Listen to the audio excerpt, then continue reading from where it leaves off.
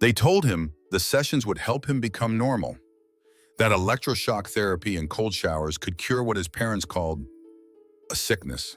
Connor Walsh, 26 now, still carried those scars from the conversion camp in rural Illinois.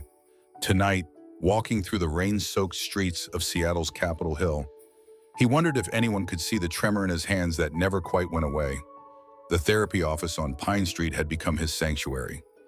Dr. Martinez listened without judgment as Connor unraveled years of religious trauma, one session at a time. The breakthrough came during their third month together when she asked him to describe safety. His answer surprised even himself. Blake Harrison, his team leader at CloudSync Solutions, the man whose calm presence during code reviews made Connor's chest loosen in ways he'd forgotten were possible. Blake carried his own ghosts. 20 years in the Army under Don't Ask, Don't Tell had taught him to hide in plain sight. His military bearings still showed in how he stood, shoulders squared, jaw set, scanning rooms for exits. At 30, he traded combat boots for Seattle sneakers, but the hypervigilance remained. Connor noticed how Blake's hands stilled when helicopters flew overhead, how he positioned himself with his back to walls during team meetings. Their dynamic at CloudSync was professional but charged. Blake led their development team with quiet authority, never raising his voice, but somehow commanding respect from even the most difficult senior engineers. Connor found himself staying late just to catch moments alone with Blake, debugging code that didn't really need fixing, asking questions he already knew answers to. The evening everything shifted started like any other. Seattle's November rain drummed against the office windows as Connor submitted his final commit of the day. Blake appeared at his desk, that familiar half-smile playing at the corners of his mouth. His truck wouldn't start, something about the alternator dying in the parking garage. Connor offered a ride without hesitation, though his pulse quickened at the thought of Blake in his passenger seat. They drove through Seattle's evening rush in comfortable quiet, windshield wipers keeping time with Connor's heartbeat. Blake navigated them through Capitol Hill's narrow streets to a modest craftsman house tucked between towering evergreens. The rain had softened to mist, but neither man moved to get out. Blake turned in his seat, studying Connor's profile in the dashboard light. That's when Blake mentioned his Thursday therapy sessions, Veterans Affairs Group Therapy for LGBTQ service members. The words hung between them like a bridge neither had expected to build. Connor's breath caught. He found himself sharing about Dr. Martinez, about conversion therapy, about nightmares that still woke him gasping. Blake listened with the intensity Connor had only seen him apply to complex algorithms. Blake invited him inside for coffee. The house felt lived in but careful, like someone who'd learned not to leave too many traces of himself visible. Military precision showed in the aligned books, the perfectly folded throw blankets. But Connor noticed softer details too. A rainbow flag sticker half hidden on a laptop, a photo of Blake with other soldiers, all smiling, all trying to look like they belonged. They sat on Blake's couch as Seattle's lights blurred through rain-streaked windows. Blake talked about coming out in a unit that taught him brothers left no one behind, except when they did, about losing his entire support system when he told his commanding officer the truth. Connor shared about his parents, good Methodist people who'd sent him away to be fixed and stopped speaking to him when he came back unchanged. The conversation drifted to Pike Place Market, how they'd both discovered the same tiny coffee stand tucked behind the flower vendors, how they'd probably passed each other dozens of times before CloudSync brought them together. Blake mentioned his weekend hikes in the Cascades, the way mountain silence helped quiet the noise in his head. Connor found himself admitting he'd never learned to appreciate nature, that Illinois cornfields had felt like prisons rather than peace. Something fundamental shifted as rain continued its gentle percussion against the roof. These weren't just colleagues sharing war stories. This was recognition. Two people who'd survived different kinds of battles, finding unexpected safety in each other's presence. Blake's hand moved to rest on the couch cushion between them, not quite touching Connor's, but close enough that the possibility hung in the air like morning mist. When Connor finally drove home through Seattle's glittering streets, he carried something he hadn't felt since before the camp. Hope that maybe, after all these years of careful hiding, He'd found someone who understood that survival sometimes meant learning to be vulnerable with exactly the right person. The rain had stopped, but its promise lingered in the air between them. Follow Heart Stories for more real journeys of healing and hope. Blake's nightmares always came on Thursdays. Something about the therapy sessions stirred up memories he'd spent years burying. Connor learned this when Blake texted him at 2 in the morning. A simple message that said he couldn't sleep and asked if Connor wanted to grab late-night coffee at the 24-hour diner on Broadway. They met under flickering neon signs, both looking like they'd thrown on whatever clothes were nearest. Blake's hands shook slightly as he wrapped them around his coffee mug. He talked about Afghanistan, about the soldier in his unit who tried to kill himself after someone discovered love letters from his boyfriend back home. How Blake had found him and saved his life, but never told anyone why he'd been awake. Walking the perimeter at 3 a.m., wrestling with his own secrets. Connor listened without trying to fix anything. Dr. Martinez had taught him that sometimes healing meant sitting with someone else's pain without rushing to make it better. He shared his own middle-of-the-night struggles, how conversion therapy had trained him to fear his own thoughts, to see every attraction as something shameful that needed immediate correction, how he still caught himself apologizing for taking up space, for existing as he was. The conversation stretched until dawn painted Seattle's skyline purple and gold. They walked to Blake's house as the city woke up around them, both knowing something had shifted but not naming it yet. Blake asked if Connor wanted breakfast, real breakfast, not the protein bars they usually grabbed at the office, when Blake's kitchen revealed another layer of the man Connor was learning to see clearly. Military efficiency showed in how he moved, every motion purposeful and precise.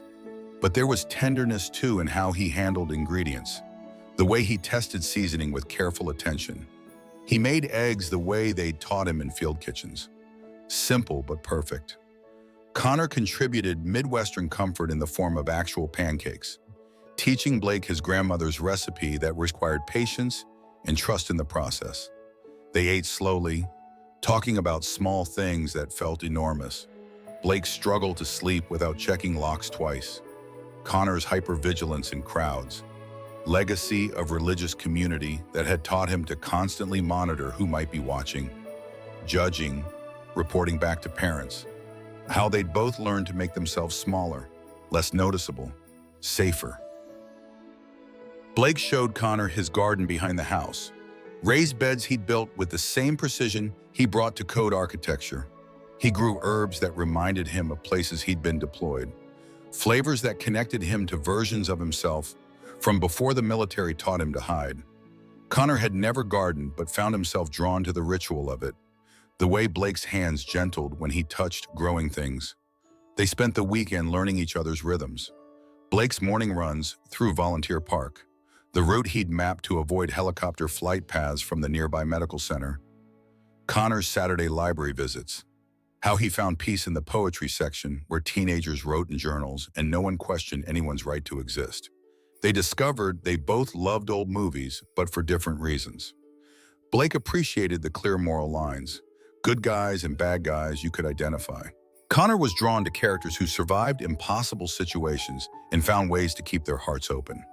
Sunday evening found them back in Blake's kitchen, cooking dinner together with easy familiarity that surprised them both.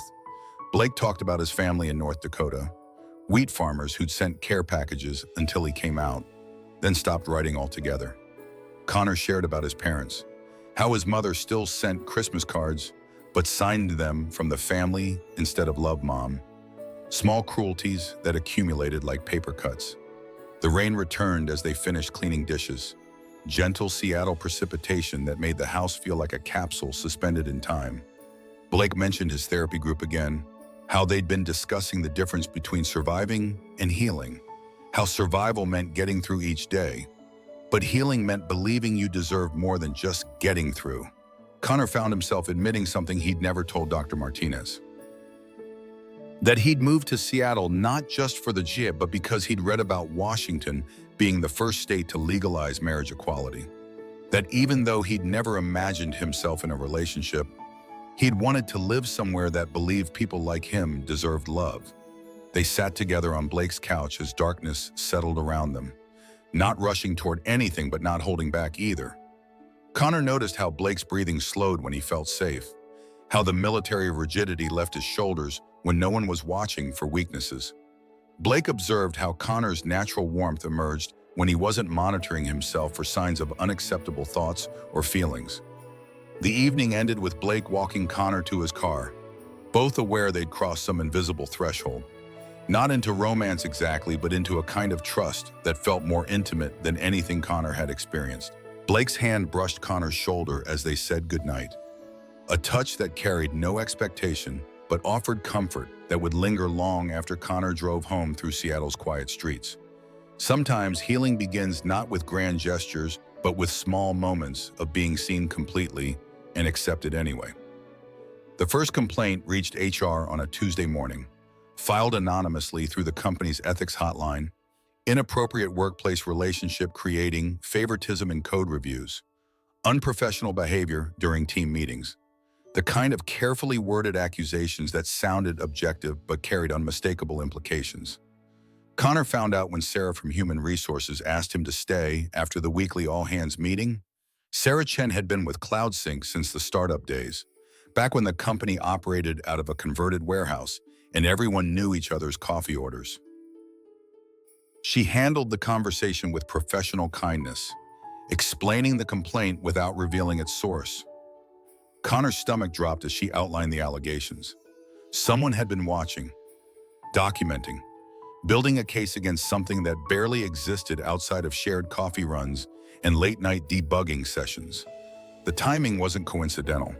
CloudSync had just landed a major contract with a conservative tech firm based in Texas, a partnership worth millions that required extensive background checks on key personnel.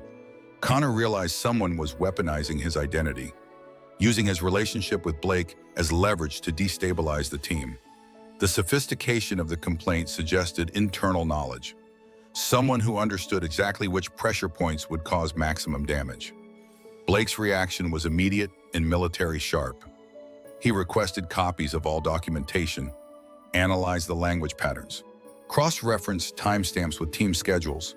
His conclusion was devastating. The complaint had come from Marcus Webb, a senior engineer who'd been passed over for the team leadership position Blake now held. Marcus had access to their schedules, could observe their interactions, and harbored resentment that had been simmering for months. The revelation triggered Blake's combat instincts in ways that worried Connor.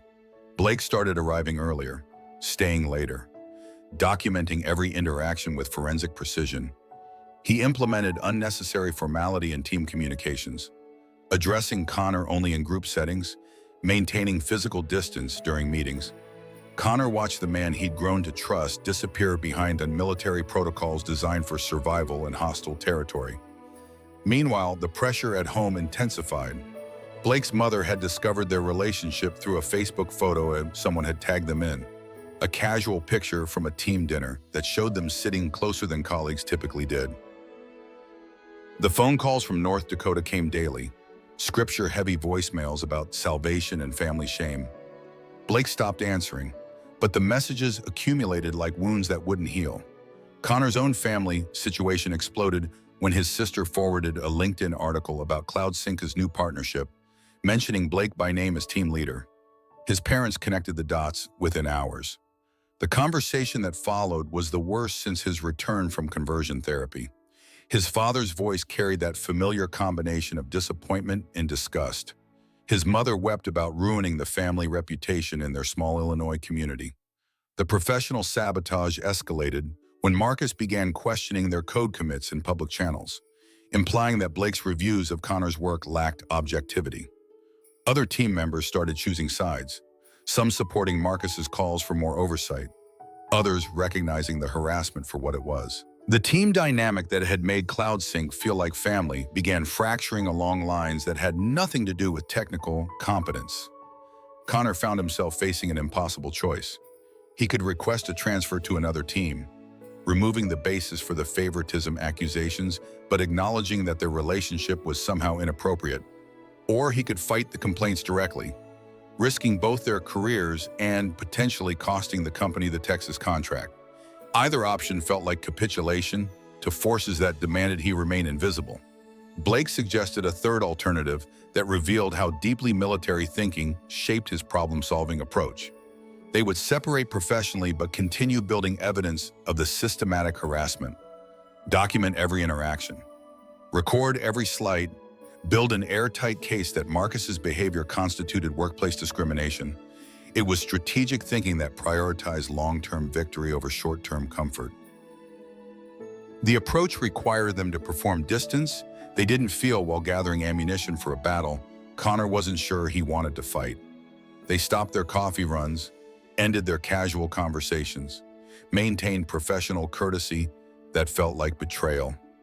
Connor watched Blake retreat into the soldier who'd learned survival meant trusting no one completely. The man who'd spent 20 years hiding essential parts of himself. The breaking point came during a client presentation where Marcus deliberately undermined Blake's technical recommendations, suggesting that personal relationships might be compromising his judgment. The Texas client shifted uncomfortably, clearly understanding the implication. Connor saw something trying in Blake's eyes, a hope that maybe civilian life would offer more safety than military service had provided. That evening, they met at a neutral location, a coffee shop in Fremont where neither had personal history. Blake laid out his evidence with military precision: screenshots, documented patterns, witness statements from supportive colleagues. He'd built a case that could destroy Marcus professionally while protecting their right to exist openly. But victory would require Connor to endure scrutiny he wasn't sure he could survive. Connor realized the choice wasn't really about careers or contracts. It was about whether he would spend another lifetime hiding essential parts of himself or finally claim the right to exist authentically. Regardless of who felt uncomfortable with that existence, the decision would test everything Dr. Martinez had taught him about healing, everything he'd learned about deserving more than just survival. Sometimes standing up for love means risking everything you've built to create space for who you're becoming. The all-hands meeting that would change everything started like any other Cloud Sync gathering. Employees filled the converted warehouse space that served as their main conference area, settling into mismatched chairs with coffee and laptops. Connor arrived early, positioning himself where he could see Blake, but not obviously so. They'd maintained professional distance for 3 weeks, performing separation that felt like self-amputation.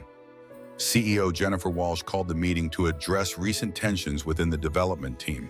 She'd built Cloud Sync from nothing into a major player in cloud infrastructure, and her reputation depended on maintaining the collaborative culture that attracted top talent. Connor's pulse quickened as she outlined new policies around workplace relationships, diversity initiatives, and professional conduct standards. Blake requested permission to address the room. Connor watched him stand with military bearing, shoulders squared, voice carrying authority earned through years of leading soldiers in life or death situations. What followed wasn't the careful political speech Connor expected.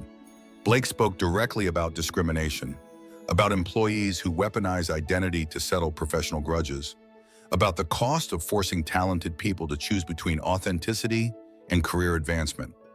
He didn't name Marcus Webb directly, but everyone understood the target. Blake presented documentation with surgical precision, showing patterns of harassment that violated company policy and potentially federal law. Screenshot evidence of biased communications, witness statements from colleagues who'd observed discriminatory behavior, analysis showing how personal relationships had been weaponized to undermine team performance. The room grew silent as Blake shifted from prosecutor to teacher, explaining how military culture had taught him that unit cohesion required protecting every member, regardless of personal differences. How the strongest teams were built on trust, competence, and mutual respect rather than superficial conformity. How discrimination didn't just harm its targets, but weakened entire organizations by driving away talent and creating toxic environments. Connor felt something break open in his chest as Blake concluded with personal testimony. He talked about serving in his country while hiding fundamental parts of himself, about the psychological cost of constant vigilance, about finding healing through building relationships based on complete honesty.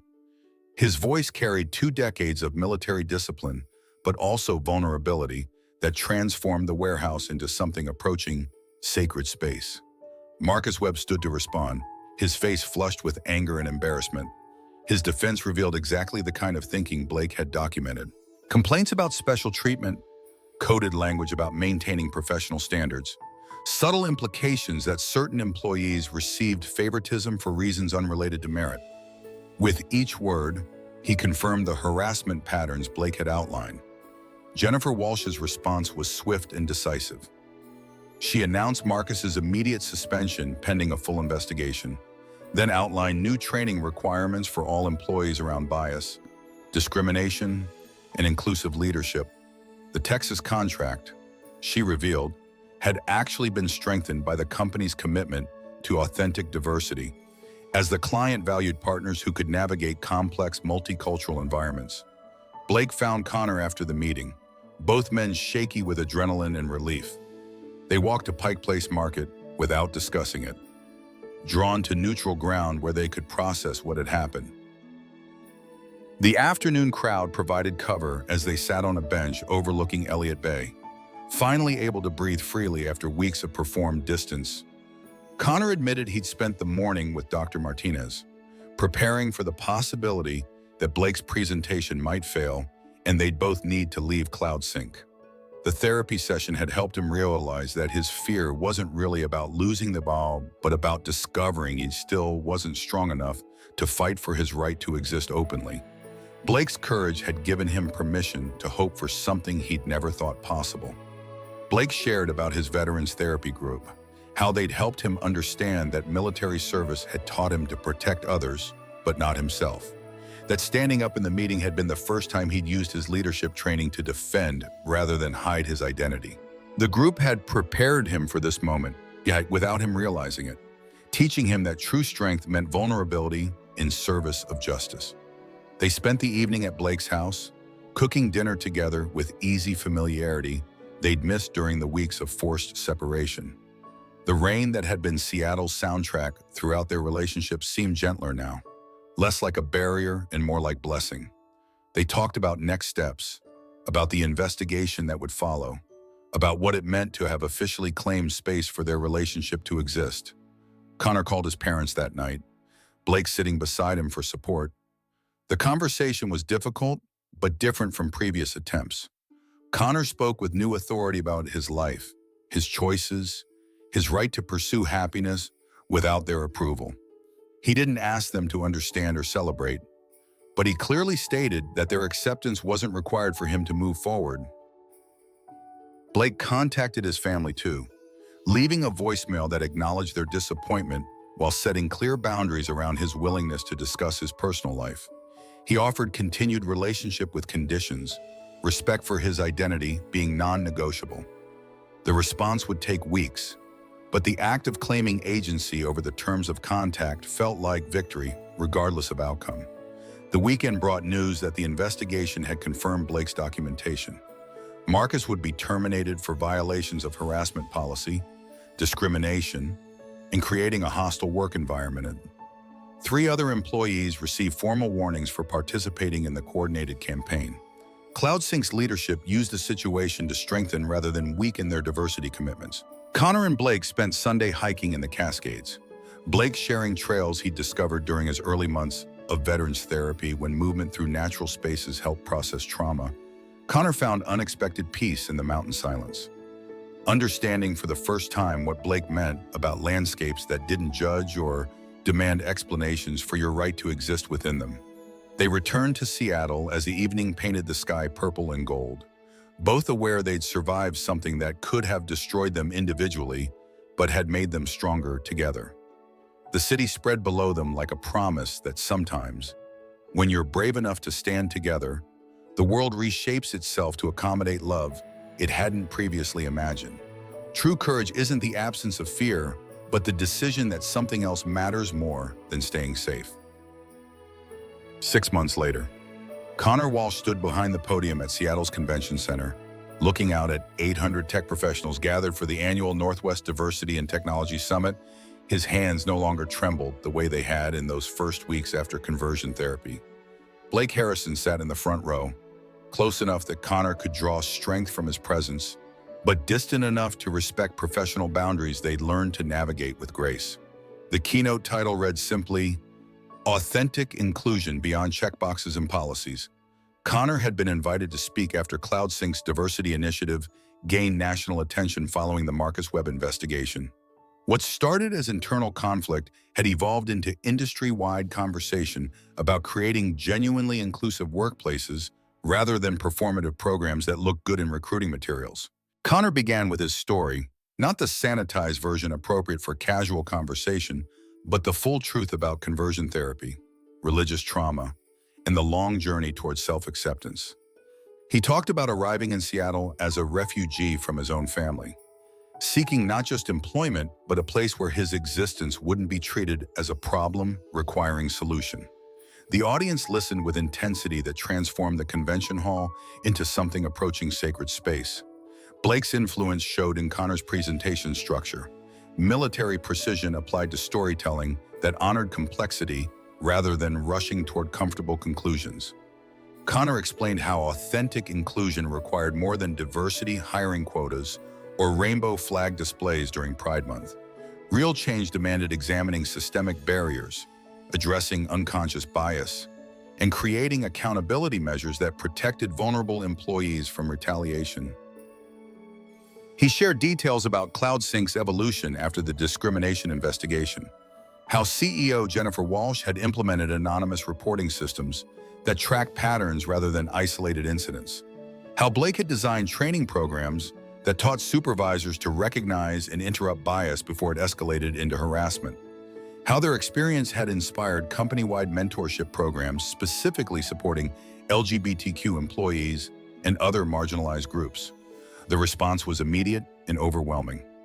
Conference attendees surrounded Connor after his presentation, sharing their own stories of workplace discrimination, family rejection, and the exhausting labor of existing professionally while hiding essential parts of themselves. Tech leaders requested consultation on inclusive policy development. 3 major companies offered Connor speaking engagements, wanting him to help train their leadership teams. Blake watched the aftermath with pride that felt different from anything his military service had provided. This wasn't victory achieved through force or strategy, but transformation created through vulnerability and authentic connection. He saw Connor's natural teaching ability emerge as he answered questions with patience and wisdom that honored each person's unique struggles while offering practical solutions. The speaking engagement led to unexpected opportunities. Connor partnered with Dr. Martinez to develop trauma-informed approaches for LGBTQ employees in high-stress industries. They created workshops that addressed not just workplace discrimination, but the intersection between professional environments and personal healing journeys. The program expanded beyond tech to include healthcare, finance, and other sectors where employees often felt pressure to compartmentalize their identities. Blake launched his own initiative, connecting military veterans with tech companies committed to authentic inclusion. His program specifically supported LGBTQ service members transitioning to civilian careers, helping them leverage leadership skills while addressing trauma that made traditional networking and interview processes particularly challenging. The combination of his military experience and hard-won wisdom about identity made him uniquely qualified to bridge communities that rarely intersected. Their relationship deepened as individual healing work expanded into shared mission. Connor's therapy with Dr. Martinez evolved to include couples sessions where he and Blake explored how their respective traumas had shaped their communication patterns. Blake's Veterans Therapy Group welcomed Connor as family member, teaching him about supporting partners with PTSD while maintaining his own emotional health. Personal victories emerged alongside professional ones. Connor's parents visited Seattle for the first time, their relationship still complicated but no longer defined entirely by rejection. His mother wept when she met Blake, recognizing the peace in Connor's face when they were together. His father remained distant but civil, an improvement Connor learned to appreciate without demanding more than his parents could currently offer. Blake's family journey proved more difficult but ultimately more transformative. His parents eventually attended a P-flag meeting in North Dakota, beginning their own education process about LGBTQ issues. His sister became an unexpected ally, sharing her brother's story with friends and coworkers who assumed rural communities couldn't produce supportive families. The process was slow, but indicated possibility Connor and Blake had never imagined. They bought a house together in Capitol Hill, a 1920s bungalow with original hardwood floors and a garden Blake transformed into neighborhood showcase. Connor learned to tend growing things under Blake's patient instruction, discovering therapeutic value in nurturing life rather than just surviving daily challenges. Their home became gathering place for other couples navigating similar journeys, chosen family that provided support they'd never received from biological relatives. The mentorship programs they'd started at CloudSync expanded into citywide initiatives. Connor and Blake worked with Seattle's LGBTQ community organizations to create professional development opportunities, specifically addressing barriers faced by young people aging out of foster care, those recovering from conversion therapy experiences, and rural transplants seeking supportive urban communities. Their story attracted media attention. They initially resisted, but eventually embraced as educational opportunity. The interview requests, podcast appearances, and conference presentations became platforms for teaching about systemic change rather than individual inspiration. They consistently redirected focus from their relationship towards structural issues that affected entire communities. 5 years after that first rainy night brought them together, Connor and Blake stood before Seattle's City Council presenting policy recommendations for LGBTQ inclusive hiring practices in municipal contracts. The nervous young man who'd once feared his own thoughts had become advocate whose voice shaped legislation.